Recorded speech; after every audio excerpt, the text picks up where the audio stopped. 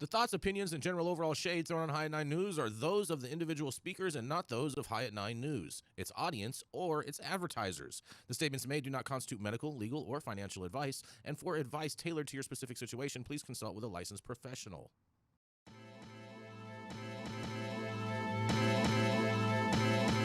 Welcome to the High at 9 News Hour, where you will hear from cannabis industry experts and professionals from around the country talk about important topics while shining light on global issues and discussing cannabis as it relates to politics, regulation and reform, data and technology, science, research and medicine, family and parenting, art, celebrities and entertainment, fitness, sports, mental health and wellness, and plant-based medicines and entheogenics. Together, we are building a stronger community, fighting the stigma and creating change. With your hosts, Jason Beck and Rico Lamitte, joined by special industry expert correspondents from around the country, and daily antics brought to you by Cannabis. Coming to you live every Monday through Friday at 9 a.m. Pacific Time and high noon on the East Coast. And thank you all for getting high at 9 with us.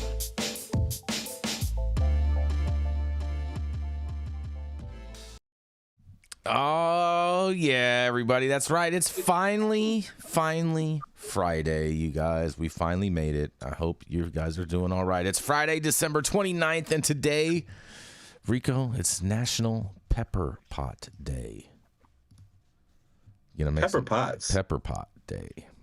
It's also No Interruptions Day. Okay, you hear that, Rico? No Interruptions Day. Okay. And it's also TikTok Day, and this does not have anything to do with China or social media or anything. This actually has to do with time. It is TikTok Day, and time is running out on 2023. Yes, it is. Yes. Well, thank you for joining us and getting high at 9 with us. It's also high noon on the East Coast. And please remember to like, share, and subscribe to us on all social media platforms. You can look down below on your screen to see where we live on the internet. And we are live every Monday through Friday on YouTube, Rumble, Twitch, Twitter, Facebook, and Instagram. So welcome to everyone joining us from any one of those platforms. But kicking it off today, that's right, as usual, we have the Dope Dad himself, the official Quasimodo caretaker, and the official Dope Dad of all Star Wars creatures. That's right, it is none other than the Dope Dad himself, Mr. Rico Lamitte. Oh, yeah. What's happening, everybody? Happy early New Year's to you all. And Jason? Oh, yeah. I've got some heat for us today. I love this story. I love this story. I can't wait for this story. You know what? It's from the once illustrious there,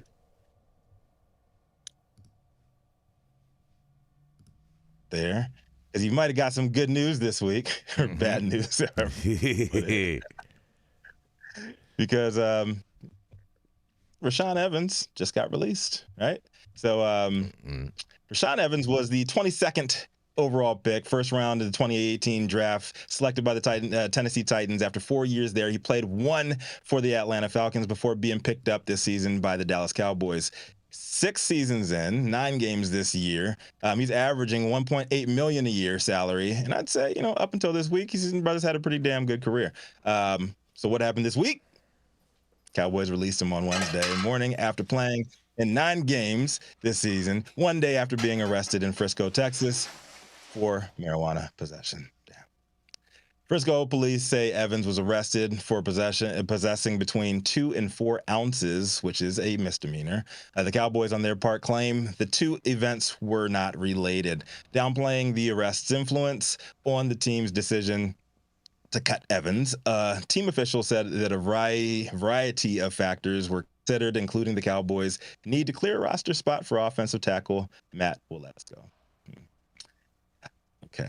The NFL announced earlier this year that going forward, players would only be required to undergo testing, THC testing, once a year at the start of the training camp, even though use is still prohibited in the league. In the event of a positive test, players now face a monetary fine of up to 3 weeks' pay rather than outright suspension.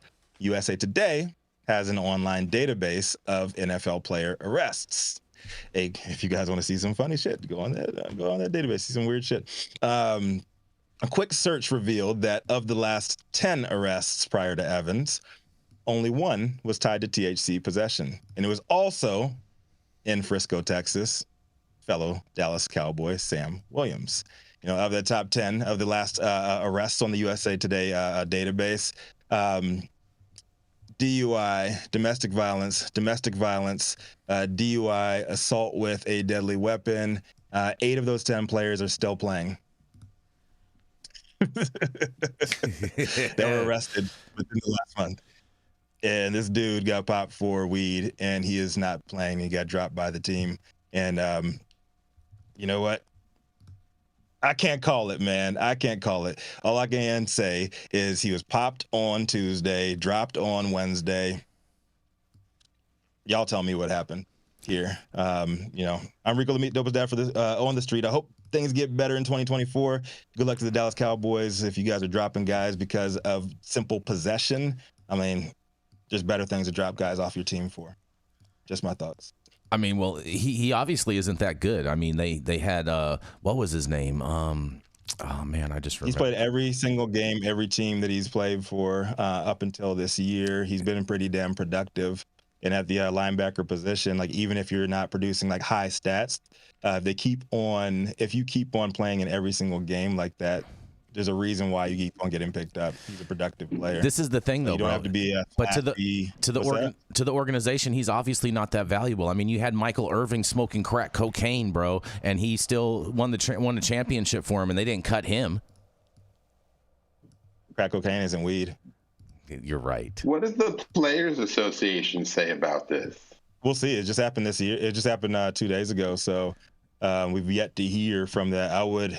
I would assume that he would be appealing pretty soon.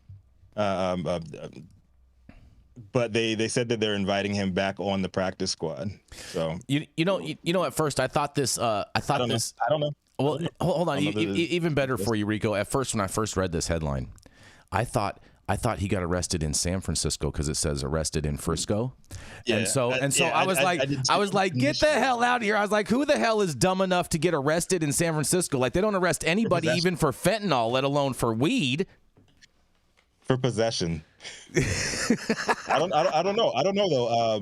They wouldn't do that catch and release shit with him because you can easily say that 2 to 4 ounces of weed and cop math, that's about $1 million worth of street product. Well, especially too if you extrapolate his net worth, it's definitely worth that much. And when it comes to collecting fines, no, it's sad. It's more of the same. I hope this brother finds a better team. But by the looks at him and his teammate Sam Williams, who also did. Sam Williams, his teammate, did not only get popped for possession. His was assault with a deadly weapon as well. I mean, he could go to any team in the NFL and they'd be better than the Dallas Cowboys. Yeah, he did get cut. Maybe he didn't do enough. Maybe it was just marijuana possession that got him in trouble. So do better, NFL. That's my thoughts on it. And we have the lovely Elise Roberts joining us today, the official fashionista. Elise, what do you think of this? Welcome to the team. Beck Roberts. Thank you. Jason Beck. Yes. Rico, Dr. T. Nice to be here. I'm confused. Was he dropped?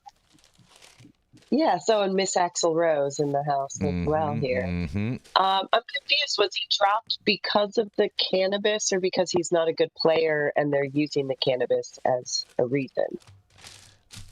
Well, the team said that the incidents were separate, but it's like, dude, it happened the day after, like literally the day after the arrest. And dude's had a productive. It's not stellar, but he's had a productive season. Has been in all the games. Has played in all games. It's not like he was benched before. He was a starter. He was a starter, right? Yeah. He was a starter, and he played all games and hasn't got injured so far. Yeah. I mean, that's they did not bench him before releasing him. Mm-hmm. Yeah, well, I have a problem with the NFL. Likes to get mad at their players for drugs, but yeah, they have no problem when they're assaulting women and they let them keep playing. So. Yep. Or even dogs. Even dogs, Elise. Mm-hmm. Mm-hmm. Mm-hmm. Oh, you're right. Yeah. Forgot about it. That's an old story. Forgot about that one, huh? Yeah, exactly. The NFL, man, you know what the NFL stands for, right? In like real players' money. Not for long. That's right. Not for long. That's right. Because that's about how long their money lasts. Not for long. Poor. And it's I just think it's sad, but it is Texas. He's playing in Texas, and don't get caught with weed in Texas. You know, there's better things. You're most likely get off, with a DUI from drinking than you're more likely to get off from DUI from drinking in Texas than possession of weed or even crack cocaine, according to if Michael Irving is a test case. Might as well just be smoking crack, straight up. How about them boys? I mean, what are your thoughts on this, Dr. T? Well, I mean, what can we do? The NFL seems to be talking out of both sides of their mouth. They are promoting, more studies with cannabis, but then still stopping players from playing who are using it. And of all things, cannabis was much better than opiates for the chronic pain they're experiencing. It has potential to stop, or prevent CTE. That's just an idea more than proven, but there's a lot of potential for cannabis that's positive in the NFL, and that's really what I think they should be embracing. Mm-hmm. Yeah. And Philip Zimmerman in the chat, he says NFL stands for not for legalizing. That's pretty good. Oh, I like that one, Philip. And I got a question for you, Rico. If he would have thrown his bag out the window when he was getting pulled over, right?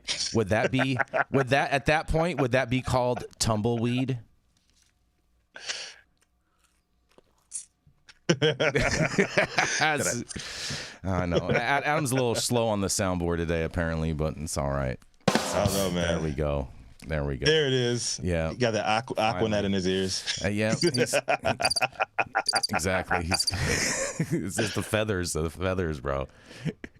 Oh, man. Yeah, we're going to go to a commercial. We're going to be right back. How's it going, guys? Saman Razani coming to you from Green Street here with Jason Beck, smoking on the best weed in the world. Did you know that we have an audio-only version of our podcast available on Apple, Google, Amazon, iHeartRadio, and Spotify? Tune in now and check it out. I hate balance. Just saying. Up next, he's known for smoking the best weed in the world wherever he goes, whether he's being called White Gucci in Detroit, or it's Gucci Blanco down in Mar-a-Lago, or out here, where they just call him Jason Beck. But you know what? As we head into the new year, I'm going to say less about the 45th president because he's going to be the 47th himself. It's because he's going to be the 47th. I'm not going to take that bait. I'm just going to say, not you as you are, Jason Beck. West Hollywood, Los Angeles, California's very own Jason Beck. Oh, yeah. That's right, Rico. 47, bro. Baby. 47. Super positive about that. Super positive. Oh, man, I got some crazy news for you guys today, and I want to shout out our graphic designer, Brandon, today, because he actually texted me this story. And if you like our thumbnails, show some love in the chat. Give Brandon some love and whatnot, because he does a great job with all of that. But, man, oh, man, you guys. Disney World... That's right. Disney World in Florida is now drug testing all guests, and that is leading to bans, you guys. That's right. Disney World is known as a place for families to go and have fun. However, recently there has been a rise in adults going to Disney without kids. This is why Disney added the one-child policy, which we reported on here.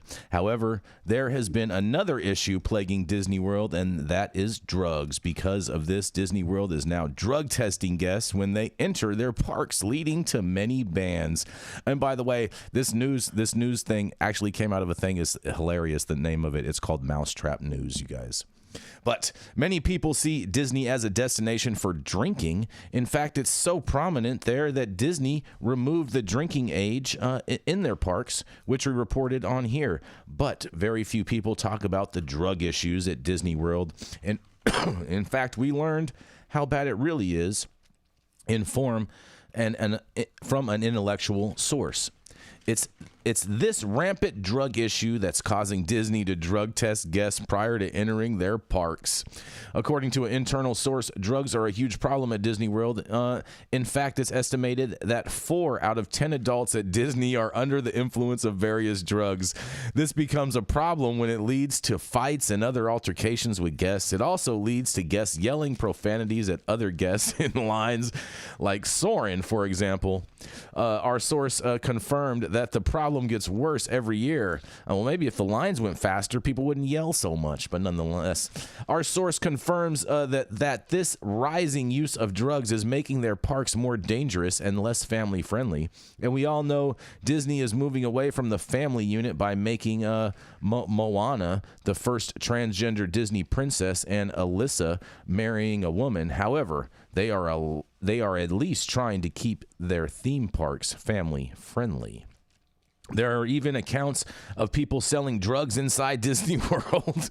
We asked why so many people use drugs inside Disney World. According to our source, it's people do this to improve their experience. They also state that some rides are better when you're under the influence, and our source confirms that viral TikTok videos have played a significant role in the increase in drug use at Disney World. Oh my God, you guys, bro, this article is amazing. Now, anyone who enters Disney World will be subject to a rapid drug test. Of course, this will only apply to guests older than 9 years old, and Disney will not confirm what drugs are being tested for. And this is to avoid people attempting to find a loophole by using different drugs not tested for.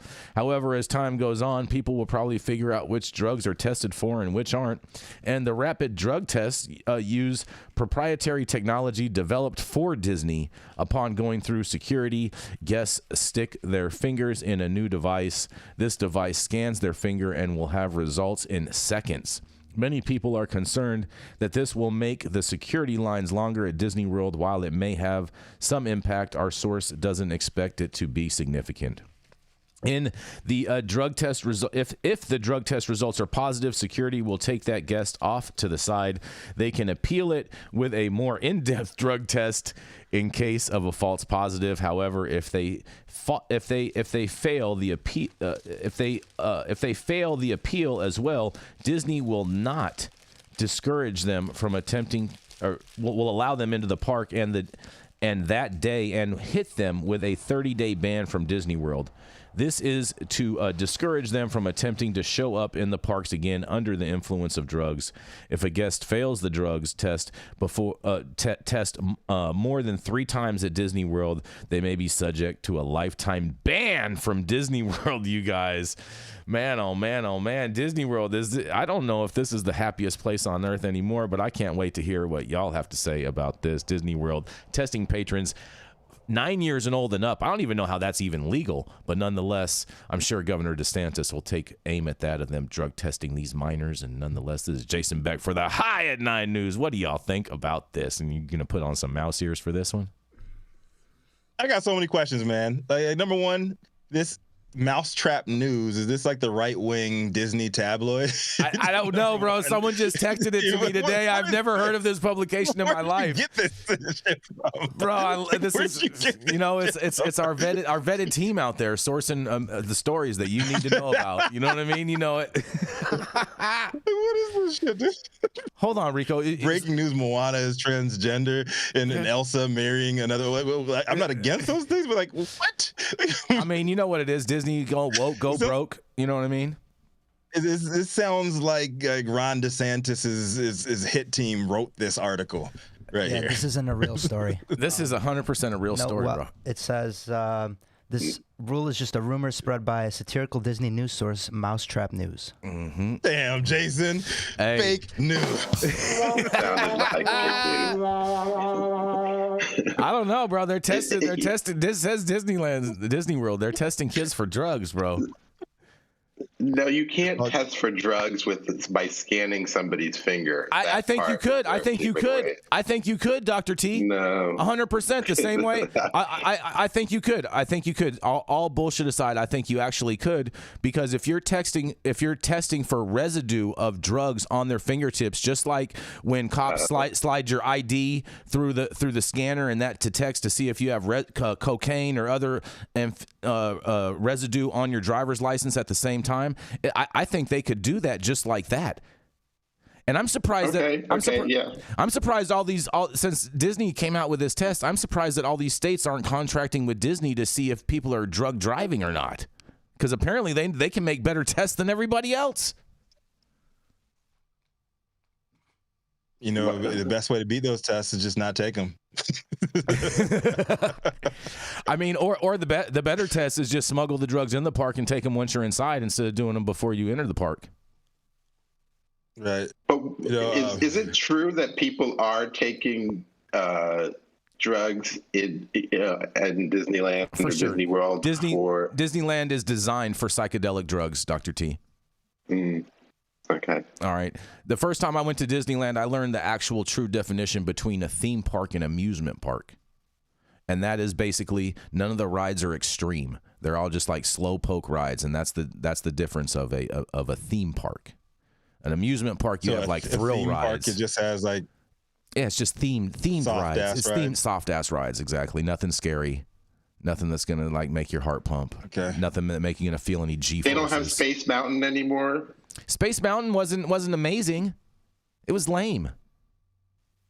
Oh, okay. I don't remember. Yeah, it wasn't amazing. It wasn't amazing. It wasn't amazing. You see, as an East Coast kid, I grew up on Disney World, Disney World and, Busch Gardens and shit like that. Being out here, Disneyland is quite different. Down there, you got Epcot and got all kinds of stuff in Kissimmee. And out here, I thought it's Kissimmee. That's what you want to say. You can go ahead and get popped for that, Jason. Make sure you ask for consent first. just saying. I'm not out in these streets like you. But no, with that being said, man, this is a fake news story, Jason. I don't know. My antenna went up immediately. Mine did too, but I love this headline. I love this headline. This was a fantastic headline. I wouldn't be surprised. Now, I would not be surprised if Disney tried to start testing people like this, because they do have a history of overreaching. But yeah, this is not a real story. I mean, they won't let you bring your vape carts into the park, anything like that. So, this doesn't surprise me if it's true. To be continued. It just makes me want to go to Disney World. What's that, Elise? Was that Elise? It just made me want to take drugs and go to Disneyland. The thought never occurred to me. I've never been to Disney World nor Disneyland, but yeah, and this story made me go, oh, that's a good idea. Oh, look at that. So look at that. Look at that. She wants to go and take some hallucinogenics at Disney. Come on down. Come on south. Come on down to SoCal. And we are in the slow season right now, so it's a great time to go. And I'm pretty sure that the way that they're struggling right now, you can actually score some decent priced tickets. So I've never been to Disneyland sober, just so you know. There's no reason. Exactly. We should do a field trip. I think you're right, Elise. I think we should do a field trip. I think we should film it and document it and see what Disneyland has to say about what we're going to do in Disneyland. Exactly. Think so. We have a commercial. We're gonna keep on rolling. Yeah, we're gonna keep this rolling. We're gonna roll right into Dr. Gene Talleyrand. He is the founder of CESC Medical Solutions, as well as the founder of Medican, where you can get your doctor's recommendation and be able to carry a half a pound with you across the state. That's right, it is none other than Dr. Gene Talleyrand. Thanks, Jason. Happy Friday, everyone. Let's see here. All right. My headline today is from Marijuana Moment. Johns Hopkins researchers to follow nationally representative cohort of 10,000 cannabis patients in federally funded study by Ben Adlin. A new study by researchers at Johns Hopkins University will track 10,000 medical cannabis patients over a year or more in an effort to better understand the efficacy and impact of cannabis therapy. Funded with a 5-year, $10 million grant from the National Institute on Drug Abuse, the research team will work with federal researchers and the nonprofit Realm of Caring to collect data around dosing, delivery methods, the chemical composition of products, possible medication interactions, and other treatment details.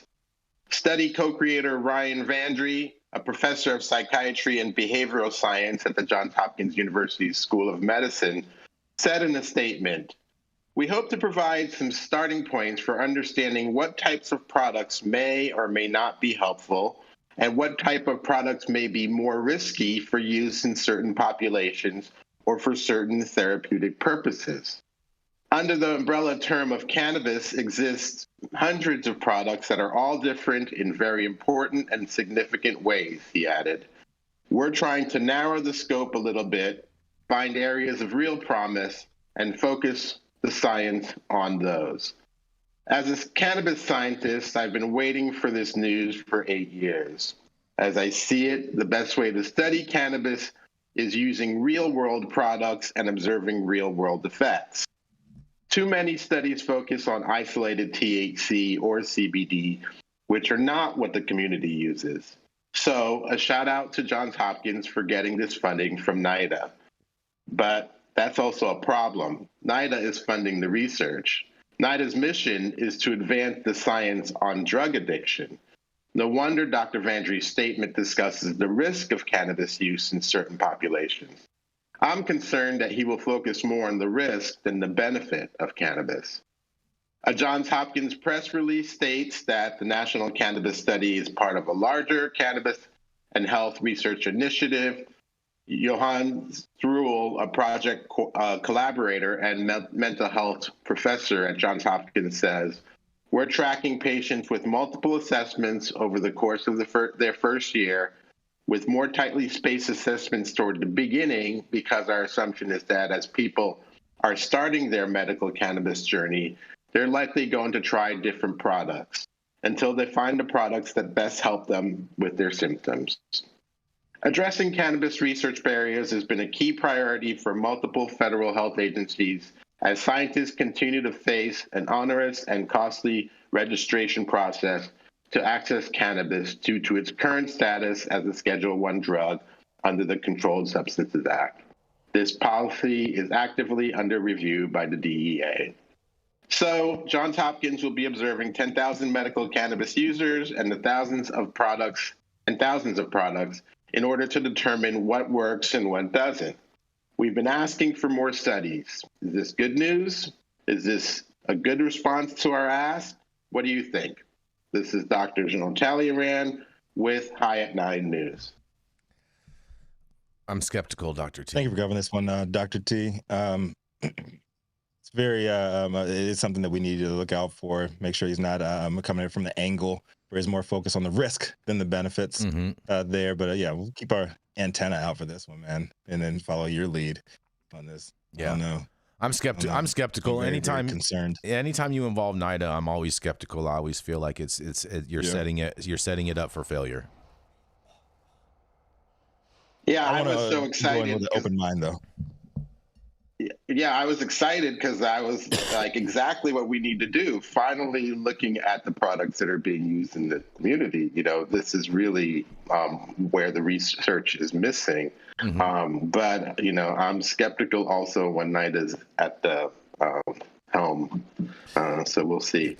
And Dr. T, if they're doing this study on actual products that are in the marketplace, how are they gonna be able to have a quantified, stable study in order to conduct this type of a study? Because from my understanding, that was always one of the problems of testing products from stores, is that you're not using a stable source that's consistent every time.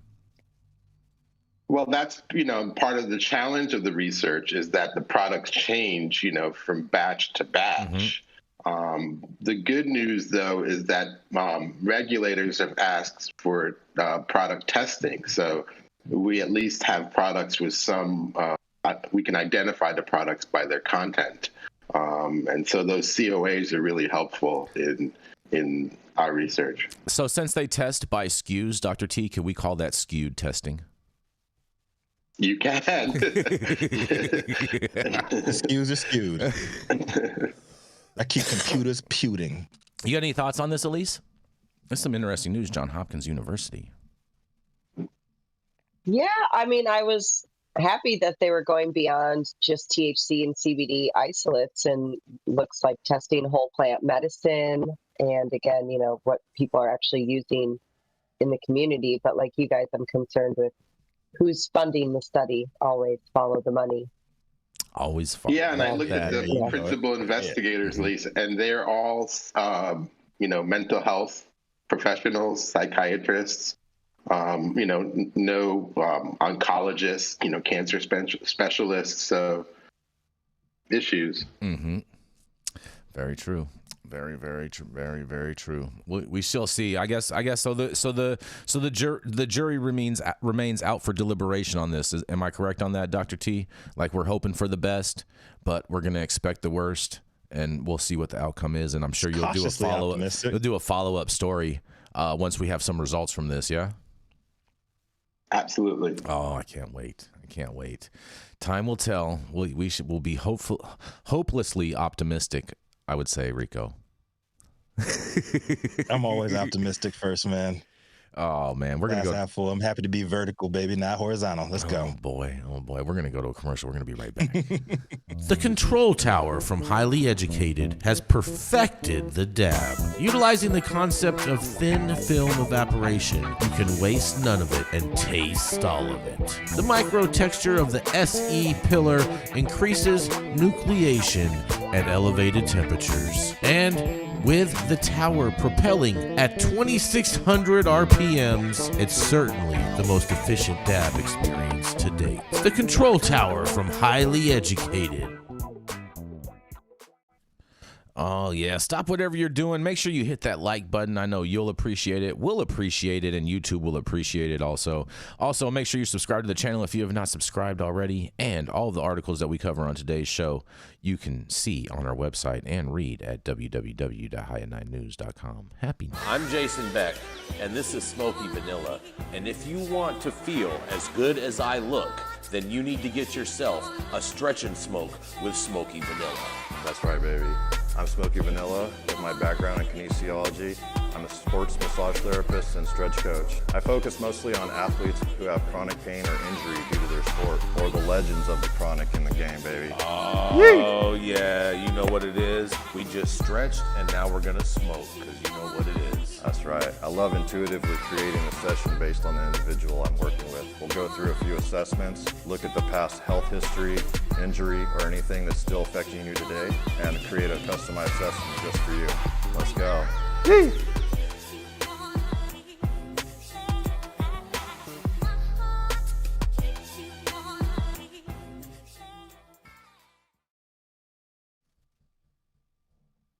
All right, y'all. So it is my absolute pleasure to announce our next correspondent, as it is her first appearance on the show in front of the camera.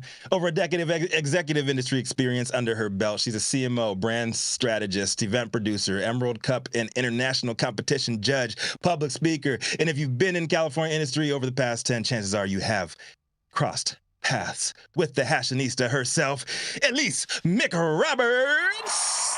Oh, yeah. Thank you so much, Rico. Got you. Good to see you. I'm honored and delighted to be here. As you guys know, I'm a fan of this show, always watching. So very cool to be now on this side of the screen. And I am excited to be reporting today about Wisconsin. Even though I'm a NorCal industry gal, I'm originally from the Midwest. So I always show love to the heartland of America. And today we're talking about bipartisan Wisconsin lawmakers officially introduced marijuana decriminalization bill. So a bipartisan group of Wisconsin lawmakers have formally introduced a measure to decriminalize marijuana possession after previewing the proposal earlier this month. Sponsors hope the limited non-commercial reform will win enough support to clear the state's GOP-controlled legislature and become law in parallel with a separate limited medical cannabis bill that Republican leaders say will be filed in January. So Assembly Bill 861, introduced by Reps Shay Shortwell, a Republican, and Sylvia Ortiz-Velez, Democrat, and a couple other Democrats, would remove the threat of jail time for simple possession of up to 14 grams of cannabis, replacing criminal charges with a $100 civil penalty. Under current law, the offense is subject to a maximum $1,000 fine and up to 6 months in jail. So people caught using or possessing marijuana would also not need to appear in court under charge or in the change proposed, and instead they could simply pay a $100 fine.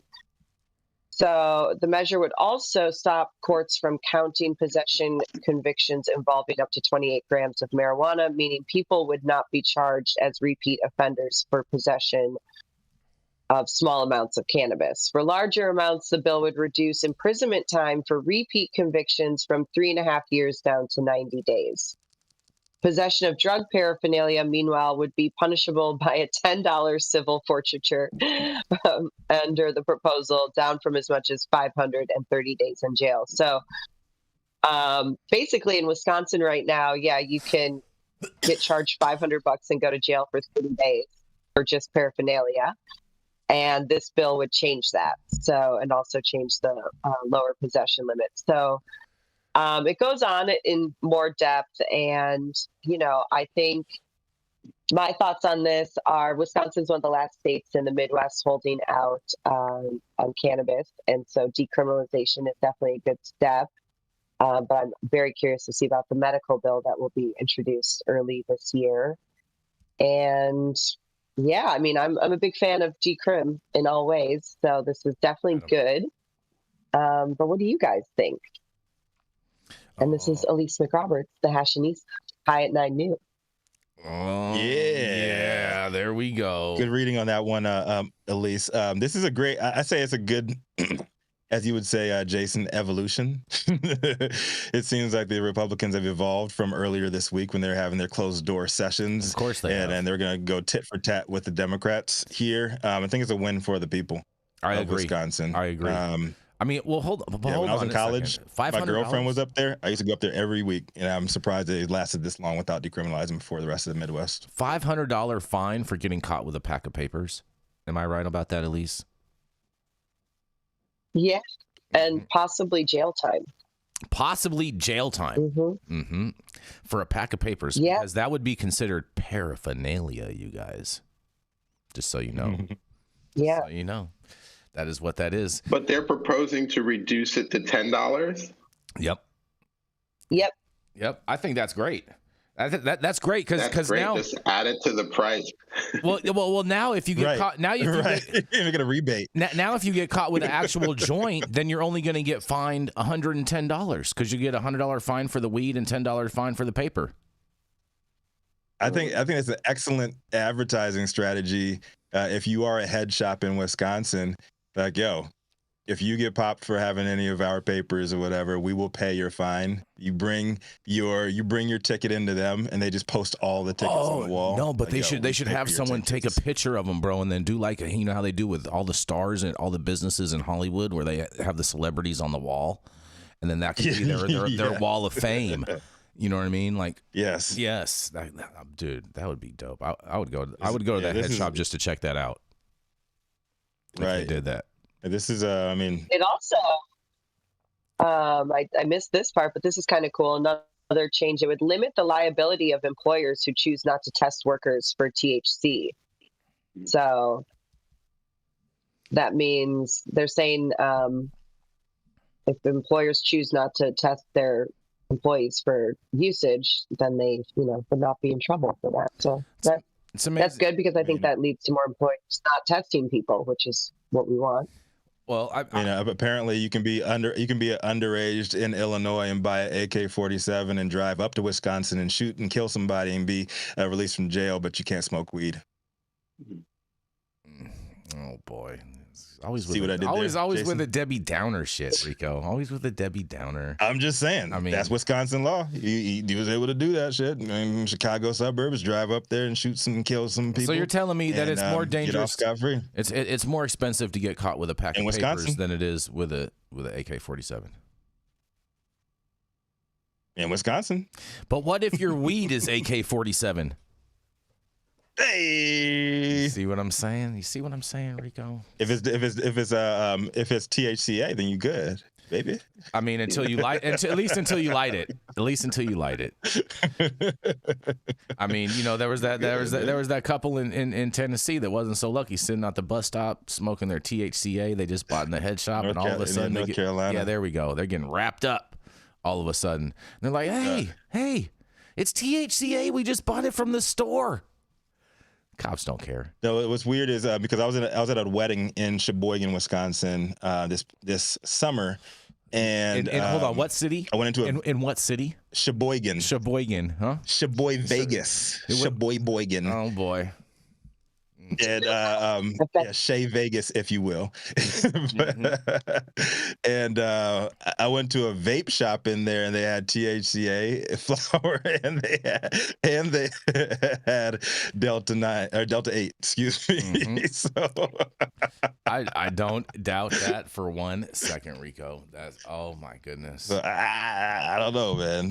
So I don't know what the enforcement levels are looking like. How active or proactive they are with enforcing these laws, but I saw like plenty of that going down, and nobody really cared. So it's a hippie state, man. I've got a question for you guys. Go for it. If you're in Wisconsin, are you going to get your weed from Minnesota or Illinois? Oh, I'll tell you what. If I was in Wisconsin, I would already have my weed when I arrived. Yeah, true. I would too. And I have to.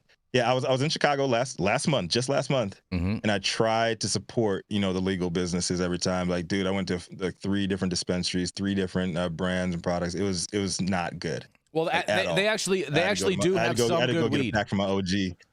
They have some good weed now in Illinois because Ben with IC Collective is now operational out there, and you can get tits and you can get a bunch of his different strains out there in Illinois now. So check out IC Collective if you happen to be in the area.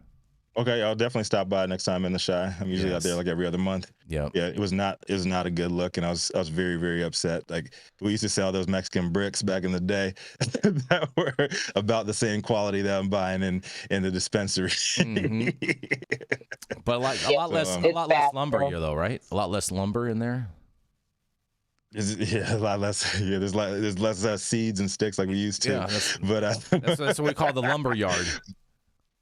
Yes, yes, but man, it was very harsh, like very, very, very, very, very harsh stuff out there. Maybe they get this stuff together. Maybe we'll check out IC, like you said. Maybe they imported it from Colorado.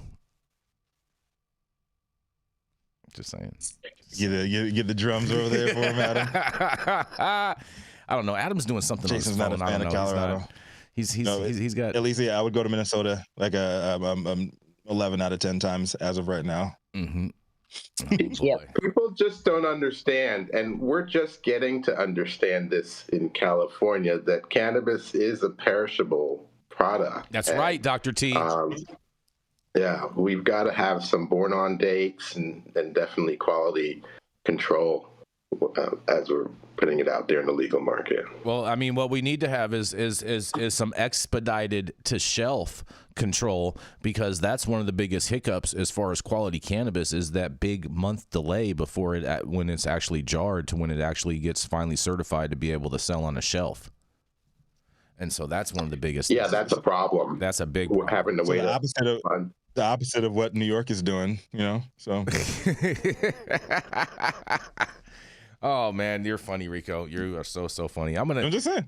I'm gonna roll right into my next story.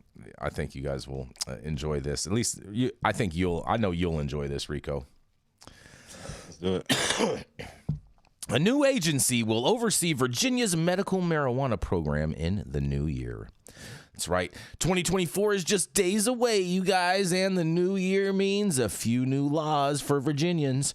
One change, a new agency will soon oversee the Commonwealth's medical marijuana program. In quotes, there are tens of thousands of patients in Virginia, and there is a lot of product going out the door, said Virginia Cannabis Control Authority acting head Jeremy Priest. The Virginia Board of Pharmacy currently oversees the state's medical marijuana program, but stating January 1st, a new law taking effect will move that responsibility to the Virginia Cannabis Control Authority, in quotes. We have been investing in staff for the medical cannabis program, and we have been investing in technology, Priest said. Lawmakers created the CCA back in 2021 as the government's expert resource on public health and cannabis, and in just a few days, Priest said the CCA will make sure the medical marijuana program is running smoothly. In quotes, ensure that patients in the medical cannabis program have access to safe regulated products, and Priest said will be administering the regulations, enforcing the regulations in the medical cannabis program on medical cannabis providers. Of course they're going to be enforcing. And Priest said patients, providers, and medical cannabis companies shouldn't face challenges with the switch. In quotes, he says, we have been working with all these groups to ensure there is as smooth of a transition as possible, Priest said.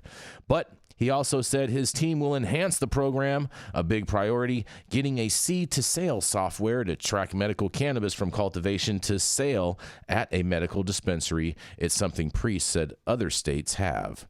In quotes, this is important because it guards against the diversion of medical cannabis to illicit ends, to illicit markets, Priest said. It ensures that illicit, unregulated products don't enter the medical cannabis program. Obviously, he hasn't been to any of these states to see how that actually works, but nonetheless, Priest also said the CCA will also work to get closer medical cannabis provider to people living in the Shenandoah Valley, Charlottesville area. And in quotes, they also Shenandoah. Shenandoah. Thank you. I knew you were going to do that, Rico. Very much appreciated. Shenandoah Valley, Charlottesville area. Right now, patients in that area, if they want medical cannabis, they have to travel some distance outside that health service area, Priest said, or they could just drive to Maryland. Columbia Care Incorporated is the medical cannabis provider for the Hampton Roads area. 13 News now reached out to a spokesperson with the company to see what they think of the Virginia Cannabis Control Authority overseeing the medical cannabis program soon, and we are waiting to hear back from them. Well, Rico. Virginia got a new regulator coming into town starting on Monday. Mm-hmm. What do you think about this, Rico? It's your home state. Yeah, I mean, they're creating their own like version of the DCC. I'm very interested in what Dr. T thinks about this one. I'm a little torn. Like, I kind of think that, the medical should stay medical and recreational adult use should be a totally different lane there. If you are legally viewing cannabis as medicine or just as a enjoyable substance, we know differently, but what do you think about that, Dr. T? Should you have like different regulative bodies for adult use and medical? It's an interesting question. I don't know if I'm going to be able to give you the right answer because it really brings up, from my perspective, all use is medical. And so, to have the split doesn't make sense to me. So I don't know what the benefits are of having one group regulating one type of use and another group regulating another type of use. The regulators are there to make sure that the products are safe, so that folks can buy it without any issues. That's really the basic reason for regulating. How does that work? We'll see. I know we've had lots of issues in California with our DCC and regulations and really not understanding, what the industry was like beforehand and trying to add regulations that put problems to the industry. So I'm wondering if Virginia is going to have the same issue. And what are they doing now? Who's regulating them now? The Pharmacy Board of Virginia.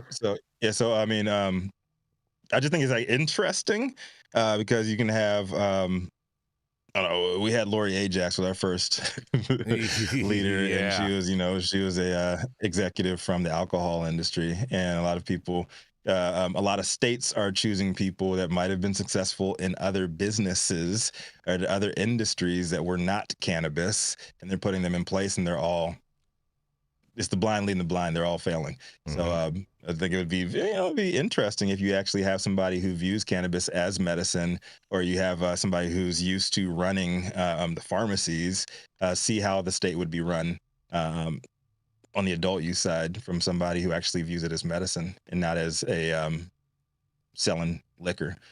It's a difficult problem, and FDA is normally the one that handles this, but they can't because it's not federally legal. And so each state essentially is trying to make a little mini FDA for the cannabis industry, and not really understanding the product much to begin with, and how it's helpful, and not really having the expertise to be an FDA. And if the FDA did try to regulate it, they'd have problems too, because they don't regulate botanical products very well. So I see problems on a lot of sides of this. Now, another big problem too, Dr. T, is a story Dale covered yesterday. You'll find this super interesting since you're bringing up the FDA. Is the FDA is going after a company that made their vape pens similar to Jack Daniel's bottles and is saying that is advertising to kids, Dr. T. The FDA is stepping in to say that those those vape pens that are designed to look like alcohol bottles are advertising to children. Do you believe that? I kind of want one though, dude. Did you see the pictures? I mean, we definitely have to get one, bro. Those are getting ready to get banned. That's just going to increase their value. Exclusive. Yeah, that new drop. I mean, since when were Jack Daniel's bottles attractive to kids? I don't. Right. According to the FDA, it is. The FDA said. Yeah, FDA says. Okay. I mean, I'm not sure that they have a lot of credibility or whatnot, but nonetheless, that's what they're saying. Yeah. Yeah. What do you? Yeah, I don't trust the FDA. Don't trust the FDA for anything. See. Mm-hmm. Exactly. Yeah. Yeah, I'm with you, Elise, on that. And I don't trust a lot of them. They're just going to say whatever they want to say, and that's the way that. Well, they've definitely had problems with pharmaceuticals, right? There are pharmaceuticals that they have approved that they, no longer approve anymore. How about the cold medicine that was taken off the shelves after years, of being approved? Yep. Right. Exactly. Right. How many people are working at FDA? Like 6? No, there's a lot of bureaucrats that have been there for a very long time that don't have any intention of leaving. But there's really not as many as you would think at the actual FDA, and I didn't know that until very, very recently, like how understaffed they are. And I very, very seldom, have the back of any government agency, especially federal government agency. But I was like, yo, they have hardly anybody in their agency, and they keep on getting gutted. So I don't see much changing the FDA anytime soon. Compared to all these other agencies, I'm all for gutting them. They're Keep gutting way more important. I'm all for gutting them, bro. I'm all for gutting them. Debone them like a fish. Just get all the guts out of there. Just drop the FDA. There, we got no use for them. I'm down with getting rid of all of them, but I'm down to get rid of the other ones before the FDA. How about the DEA? Getting rid of them before you get rid of the FDA or the FBI or the CIA, because we actually have stuff that we can pin on them. Plenty of stuff, including. I don't know if we can say this on air, the assassination of a few ex-presidents, but that can be pinned. That can be actually pinned to some of these agencies. The FDA has done some good work, not all good, but they have actually done some good work. So I would argue that I would keep them before getting rid of some of the other ones. But yeah, like you said, Jason, death to all the alphabet boys. Death to them. Drop them all. Drop them all. Drop them all. All right, I'm gonna go into my last. Well, and I think that. Go ahead. FDA. Oh, sorry. Go ahead. No. Please go ahead, Elise. Please. Well, I was just going to say, I think the FDA is, run by lobbyists and other control groups like a lot of our country is, and so that's why I don't trust them, Yep. Dairy industry and a lot of, more on the food side. I'm not even speaking about cannabis, but I haven't trusted the FDA when it comes to food or medicine for most of my life, and that's just going a more holistic path in general. Exactly. Your weed is safer than your food because your weed is more rigorously tested than any food product that you consume. That part. Exactly. All right, you guys, here we go. The last story of the day. 2023. Lay it on us, brother. 2023. State Representative Ed Osiniki files legislation to expand medical marijuana patient access, you guys. That's right. With the legalization of adult use marijuana in Delaware earlier this year, Oleneski says it was time to reevaluate the state's medical marijuana program to make sure it was more accessible to patients. House Bill 285 amends the current medical marijuana code to no longer require debilitating medical condition to qualify. Instead, it would be up to a healthcare provider to determine if a patient would benefit from medical marijuana on a case-by-case basis. In quotes, I think it's a benefit for those that have the ailments that were listed, but now that we're removing the list of ailments that qualify, that's a big benefit. So right now, the legislation really focuses more on the improvements to the patient, Olneski says. I happen to totally agree with that. He adds patients would no longer have to pay for an annual doctor's visit to renew their registry identification card. Instead, patients could receive a 1, 2, or 3-year card at their initial appointment, or an indefinite card if diagnosed with a terminal illness. Additionally, patients over the age of 65 would be able to self-certify for registry cards without healthcare provider approval. Oleneski says the state's marijuana commissions are in support of it. And in quotes, they explained to me that they see the data proves that people 65 and older just aren't using the medical cards as much as some of the younger folks. And they think it's because they're not comfortable having that conversation with their doctor, he says. By registering for a medical marijuana card, senior patients would circumvent the 15% sales tax on adult use cannabis, and the legislation also establishes reciprocity with other states, allowing out-of-state card holders who qualify under Delaware's law to use that card in the first state. The bill has been assigned to the House Health and Human Development Committee for consideration when their new legislative session starts next month. Well, I am in total support of this bill. I think this is a fantastic bill. They're going to allow for reciprocity for patients in the state of Delaware. This is fantastic news. I thought this was a great way to end the news year for us in 2023, you guys. What do you guys think about this? You know, this reminds me of the California law where it said any serious condition. No, leaves it open. It was Dr. T. It listed all these different conditions, and then it had one sentence one line at the end. It said, or anything that cannabis alleviates pain and suffering.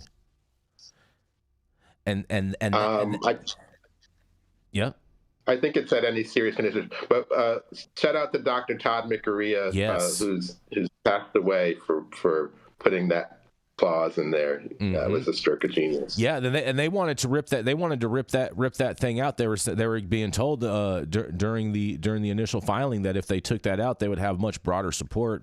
But Dennis and Todd and a few others were like, no, there's no way that we're taking that out, and they left it in there, and we got it across the finish line. Yeah, that was one good thing that California did. Yep. They made it so that you could get a recommendation for anything that a doctor feels that you could have a recommendation for cannabis for, and that's basically anything.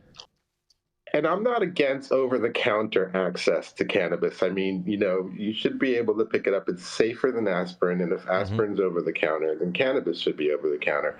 Although I don't want to minimize the importance of guidance,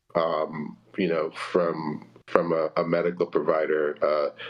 So teaching doctors more about cannabis and how it works medically is really critical so that the public can have access to good advice if they need it. Yes, indeed. Yes. You know what? And then this being in Delaware, maybe it will push old Joe in the right direction. You think Hunter's going to get his medical card? He should have it. He should. He's pre-qualified, Dr. T. I'm willing to qualify. How many states have medical? 38. Dr. T, are you licensed to practice medicine in Delaware? No, I'm not. No, just California. Hey, how many I'll states find are a doctor who's willing to see him. I love it. I love it. We're gonna get Hunter his note. I'm sure he has 38 cards in 38 states right now. Any thoughts on this, Elise? I love reciprocity, so I'm with that. love that. Yeah, go Delaware. Like everything about them. Go Delaware. Yes. Go ahead and set up your business in Delaware too. They're very they don't ask no questions. Yes, exactly right. Yeah. I agree with that too. Delaware, the first state. Are they really though? They are. They were the first state. I think Delaware is actually a commonwealth. It's not a state, right? Am I right on that? Am I wrong? It's a state. There's 50 states, so even Pennsylvania identifies as a commonwealth. It's still Virginia's a commonwealth. state. Virginia's still a state because we have 50 Virginia's states. Not a state. How many states do you have, Rico? Do you have 50 states?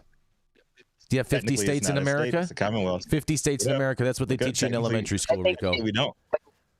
Technically, we don't. So what are we like 45 states and 5 commonwealths? Does that make you feel better? I think plus one district. I'm all about and like 10 or 12 territories. I'm all about actuality. You know what I'm saying? I bet. I'm all about like real shit. Mm-hmm. Yeah, you know what I'm saying? Just saying. Mm-hmm.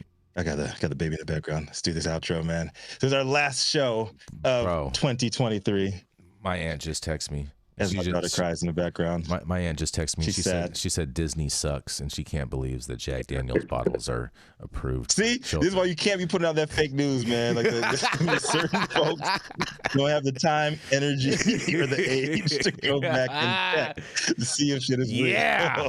No, Disney is not drug testing. Damn it. Thank you all for joining us for another year of High at 9 News. You can always catch us live weekdays, 9 a.m. Pacific, high noon on the East Coast. Big shout out to our super fans who showed us love all year, getting their comments posted live on the big screen, our live audience and online supporters catching us across all media platforms, tuning in each day to the headlines of chaos, also known as the developing cannabis industry. To our vetted correspondent team, tuning in from all over, bringing us much needed variety of perspective and your respected opinions to the table. To our production team, Cloud Media Partners, all of our sponsors this year, Big Adam, Big Hair Energy Adam in the building. Yes. Keeping our AV struggles to an absolute minimum. And always Cannabis Sativa L, the reason why we've showed up every day this year, except for Christmas. We took Christmas off this year, man. Yeah, you did. And, you did. We didn't. Hey, man. Yeah, it's okay. You got kids, bro. I get it. I get it, bro. You got kids. You got to enjoy it while they're young, bro. Yeah, I mean, before you know it, she's not going to want to come over for Christmas. I know, man. She'll always come over for Kwanzaa. Just saying. I bet. Just saying. On Umoja Day, right? Yes. So it has been Friday, December 29th, 2023. Technically the last weekday of the year. You've all been blessed with a year of the greatest stories in the cannabis industry. I'm Rico Lamitte, the dopest dad on the street for High at 9 News. And we're going to give it to our newest correspondent to take us off and send us in to the new year, another trip around the sun. Elise McRoberts, what do you have for us? You're going to give us these people a great message to end the year on. Well, as I like to say, be well and stay lit, everyone. Be well and stay lit. That's all I got. That's right. I love it. Stay lit. The Hashanista.